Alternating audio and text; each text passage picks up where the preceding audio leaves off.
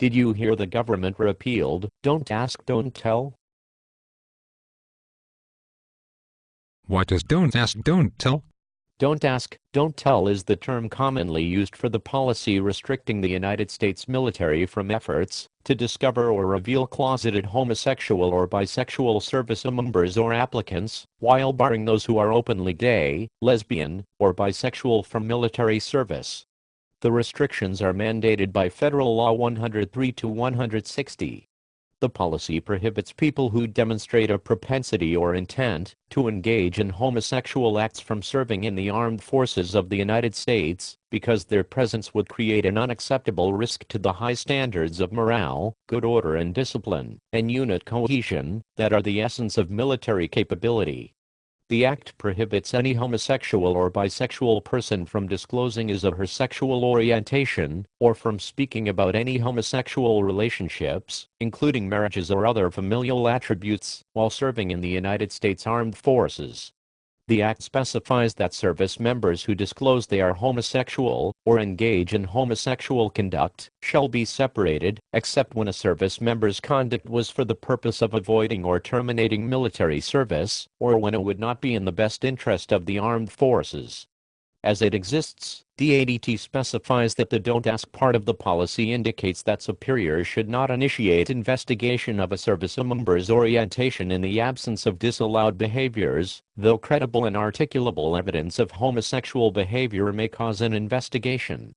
Violations of this aspect through unauthorized investigations and harassment of suspected servicemen and women resulted in the policy's current formulation as "Don't Ask, Don't Tell, Don't Pursue, Don't Harass." Efforts to repeal the policy, in effect since 1993, increased following the election of President Barack Obama in 2008, who advocated a full repeal during his election campaign. In 2010, the House of Representatives passed an amendment to the National Defense Authorization Act for fiscal year 2011 that would repeal the relevant sections of the law. When this measure was stalled in the Senate, a standalone act for repeal was introduced in that body. The House passed a standalone bill with identical language on December 15, 2010. Following a successful cloture vote in the Senate on December 18, 2010, the bill was passed and is awaiting President Obama's signature. What does repeal mean? It means people can serve in the military openly gay. Why is that a big deal?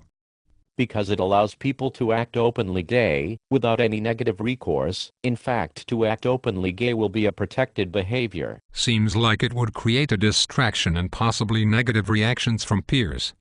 If peers treat the gay in a way that makes the gay feel uncomfortable, then the gay can report the peers for discrimination. Do midgets get the opportunity to serve in the American military?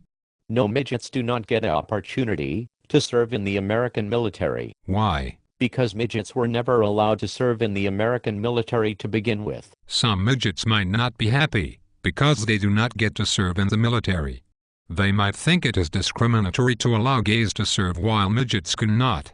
So, were gays allowed to serve in the American military before? Yes, as long as they did not act openly gay or tell anyone that they were gay. Makes sense to me. Why change it?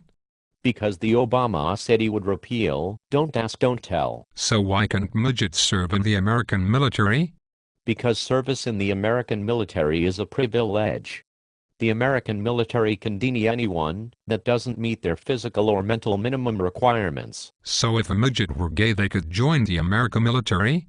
No, due to their height, midgets do not meet the physical requirements. So people who act openly gay meet the mental minimum requirements set by the American military? Yes.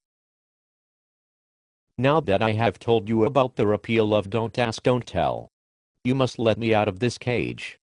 I can now report you to my superior for making me feel fear and discriminated against.